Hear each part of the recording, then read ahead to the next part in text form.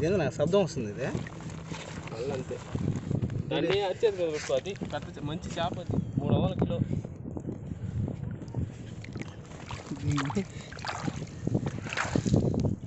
బా ఇప్పుడు తెలిసింది కదా ఇప్పుడు దాకా అది కనిపెట్టలా ఇప్పుడు వెళ్ళిపోయింది